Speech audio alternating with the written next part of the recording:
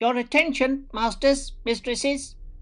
All systems functional for the Everything Geek podcast. Hey, this is Rich McDonald, and I play Commander David Mason on Call of Duty Black Ops 2. And you're listening to Everything Geek podcast. It's James Arnold Taylor, the voice of Obi-Wan Kenobi and Master Plo Koon in Star Wars The Clone Wars, and you're listening to Everything Geek, the podcast. Hey, it's Leif Gamfert. I played Uncle Ben's killer in The Amazing Spider-Man, and you're listening to the Everything Geek podcast. Hello, I'm Simon Fisherbecker. You probably know me better as Dorian Moldovar from Doctor Who, or the Fat Friar from Harry Potter.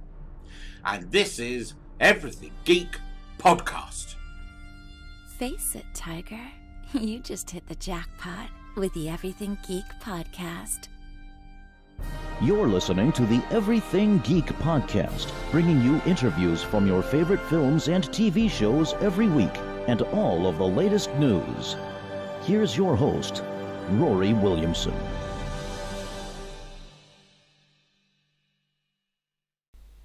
Hello everyone, you're listening to the Everything Geek podcast. I'm your host Rory, and joining me today is a very special guest. We have actor David Mazouz, who stars as Bruce Wayne and 514A in Gotham. His other notable roles include Jake Bohm in Touch, Ivan Drago in The Games Maker, Michael Taylor in The Darkness, Cameron in Incarnate, and Timmy in Coming and Going. How are you today, David? I'm good. How are you doing, Rory? Very good, thanks. It's a pleasure to have you on the podcast today. Thank you. It's a pleasure to be here. Thanks very much. Now, getting into the questions, David, first of all, how did you decide you wanted to get into acting, just for some background information? Sure, yeah. I mean, my sister really wanted to do it, and so she was older than me. I feel like every younger sibling does what their older sibling does. And so I took acting classes for a while. I loved just going to classes. I never thought it would lead anywhere. I just loved taking classes.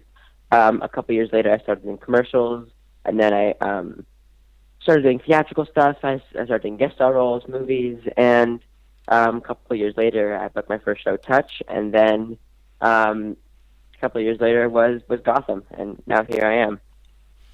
Definitely, that's really cool. And I, on the other hand, I'm the oldest sibling in my family, so I'm kind of, we'll just have to wait and see whether my younger siblings decide to do what I do. Now, of course, Bruce Wayne is such an iconic character to comic readers, film and TV viewers, of course, as well. Did you feel any pressure when you were originally cast as Bruce in Gotham? Surprisingly, no. And I want to say that's because of how young I was. I was 12 when I'm almost 16 now. I'll be 16 next month, and I was 12 when I first booked the role. When I first started auditioning for the role. And I feel like when I booked it, I didn't feel pressure. I felt excited. I felt I was ready to embark on this new adventure. But I never really thought about the fact that there were 75 years worth of fans in this Batman world that would be expecting a certain something from me. Until I went to Comic-Con for the first time. When I went to Comic-Con for the first time, the show had not aired yet, had not premiered yet. The only thing that had been released to the public was a 2-minute trailer of the pilot. We were only shooting episode 2 or 3. It was very, very, very early on. And I was, and there were all these people that were dying to meet us and dying to get pictures of us and dying to get our autographs. And I kept thinking to myself, you haven't seen the show. What if you don't like it? And then I realized they're not fans of the show, because how could you be fans of a show that you haven't even seen yet? They were fans of Batman. They're fans of the 70. At that point, it was 75 years. 75 years of an existing huge franchise. That's what they're fans of. And I realized that we're not coming up from nothing. We're starting with a certain level of expectation. And so that's when I kind of got a little nervous. I was like, uh-oh. but I mean the fan reaction has been overwhelmingly positive, and so I mean it's amazing. It's so rewarding to see that. Definitely. And have you yourself enjoyed getting to develop Bruce over the course of the show so far? Absolutely. I feel like Bruce has gone through so many levels, delved and he's been involved in so many relationships that have changed. He's such a dynamic character. I feel like every episode, every scene, he changes a little bit. He's never the same person. He's always constantly evolving, and he's constantly developing. He's constantly advancing. It's been a dream come true. I mean, Bruce Wayne, like you said, is such an iconic character. I don't see how it could get any better than this. Definitely. It probably can't, but you have a long way ahead of you, so you never know. And of all the episodes so far, I mean, obviously you're 3 seasons into the show, of course. Which would you say has been the most challenging episode of Gotham to film so far? I would say actually that there's a tie between two. I would say one of them hasn't aired yet, so I can't talk too much about it, but one of them has. One of them was in season 2, episode 14, when Bruce meets the man who killed his parents, Matthew Malone, for the first time. And last time, because I don't want to spoil anything, but he killed himself at the end of the scene. So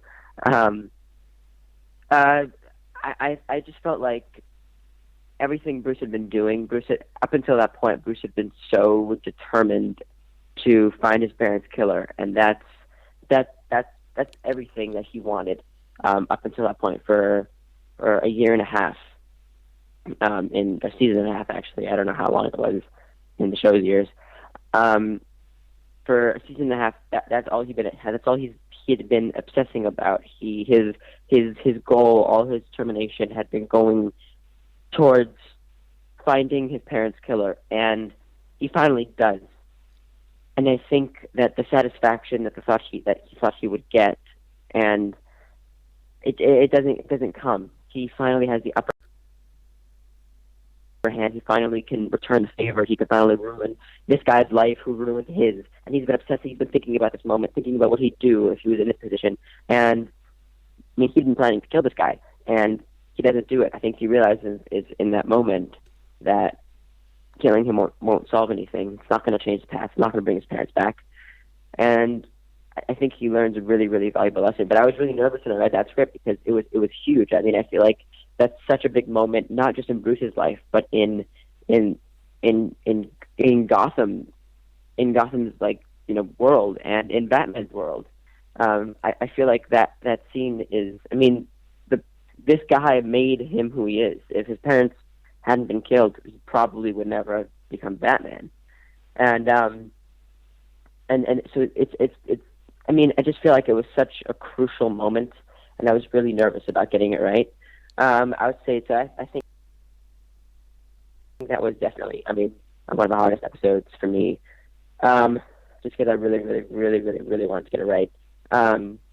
Another one that I was really nervous about and really wanted to get right was one that's actually airing a week from Monday. So not this coming episode, but the one after that. We just shot it a couple months ago, but it was, again, I don't want to talk too much about it, but it was a huge moment in Bruce's life. And I really wanted to get it right. Yeah, definitely, and I'd have to say the episode you were talking about with Matches was probably, I'd say, one of your best performances, in my opinion. That was definitely a great episode. You're very welcome.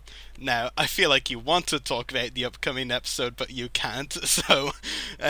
Yeah. Yeah, but I'll definitely look forward to that one even more now. And, of course, this season we've seen the Court of Owls in a very significant role. Have you enjoyed getting to see the Court of Owls explored on the show? Absolutely. I think it's really, really cool that Gotham has taken on the challenge, the villain of the villainous institution of the Court of Owls to be portrayed in Gotham, because first of all, this is the first time they're being portrayed in live action, and second of all, they were only created 6 years ago in 2011 by Scott Snyder and Greg Capullo, which happens to be one of my favorite comic books, and I was a huge fan of the Court of Owls storyline well before I knew Gotham's intentions of bringing them onto the show. And I just think it's so awesome that, I mean, I go to a lot of conventions, and recently I've been seeing a lot of people, wearing the Court of Owls masks at conventions, and I think that's because of Gotham. I think that's because Gotham is bringing it on, and I think people are really, really excited. And I think it's so cool that, now that whenever, in the future, whenever another Batman movie, show, comic book, whatever, wants to use the Court of Owls, I think they're going to look to Gotham as part of the canon now, and they're going to look to Gotham for how we dealt with the Court of Owls story, and because I think we're only the second incarnation of the Court of Owls ever. I mean, after its creation in the New 52 Batman series. And that thrills me. That just makes me so proud to be on the show, and it's so exciting, because I think the Court of Owls is such a cool villain, and the fact that they've been running Gotham secretly in the shadows since its beginning, since its founding. It's just so cool. It's such a cool thing to explore. Definitely. Now, of course, and this is spoiler territory for the listeners, so if you're not caught up on Gotham, this is probably the moment you should switch off, but you're here anyway, so I don't know why you would be if you didn't want, a bit of this talk. Just put it on mute for a couple seconds. Yeah, definitely.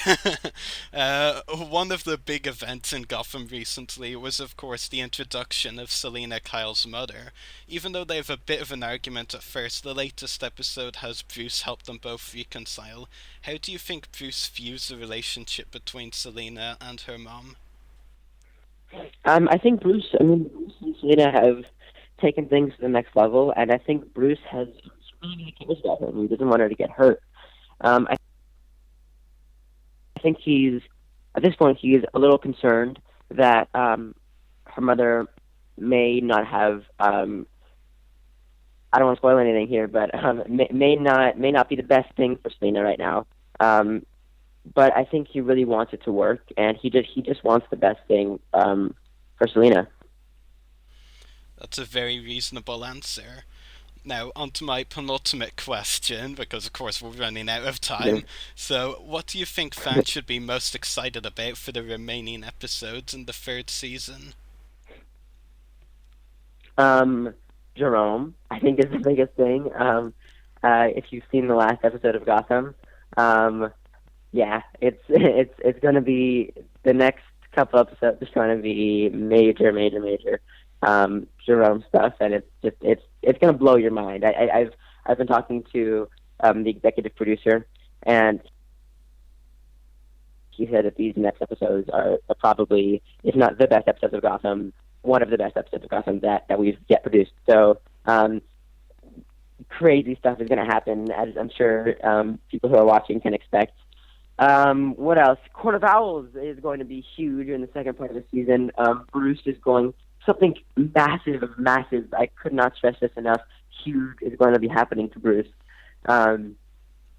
towards the end of the season, when we come back after our second break. I think in the spring. I don't want to spoil anything, but like it's huge. Everything, all the storylines are going to be sucked into this huge deal. I don't know what to say. That's gonna like talk to me a little further down the road. And there's some crazy stuff coming that I don't think anybody will see coming. I definitely didn't see coming when I read the script. And Bruce's development is going to accelerate by an enormous amount. Batman, here we come. That's all I'll say. Definitely. Now, finally, aside from the ongoing season of Gotham, do you have any other upcoming acting roles or other projects you would like to talk about briefly?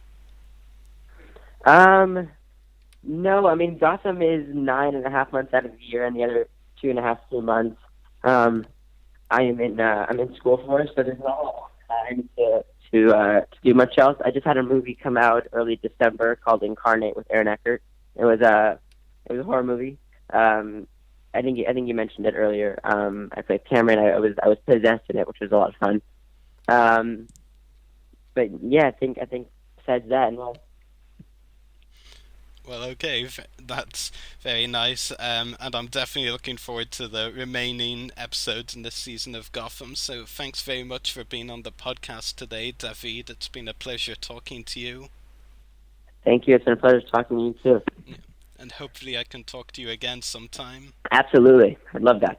Yeah, talk to you again soon, so take care. Bye. Bye, Rory. So that was our interview with actor David Mazouz. I hope you enjoyed listening to it. Gotham airs 8/7 Central on Mondays at Fox. Be sure to tune in. And like I said earlier, there were going to be spoilers, so you were all well warned for sure. Well, at least I hope so. So yeah, make sure to check out our podcast links. Check out our website.everythinggeekpodcast.com/EGP. Check out our Facebook page, www.facebook.com/everythinggeekpodcast. Check out our YouTube channel, www.youtube.com/user/everythinggeekcast. Check us out on Twitter, twitter.com/everythinggeekp. Check us out on Instagram, instagram.com/official-everythinggeekpodcast. Check out our Mixcloud profile, www.mixcloud.com/everythinggeekpodcast. Email us at the following email, everythinggeekpodcast@gmail.com. Check out our companion podcast, Everything Geek Comiccast, www.facebook.com/everythinggeekcomiccast. Make sure to check out the hosts' YouTube channels. Mine is www.youtube.com/user/separatistdestroyers. Check out David Mazouz on Twitter, twitter.com/realdavidmazouz, and check out channel 1138 where we broadcast live from, www.channel1138.com. Geeks out, everyone.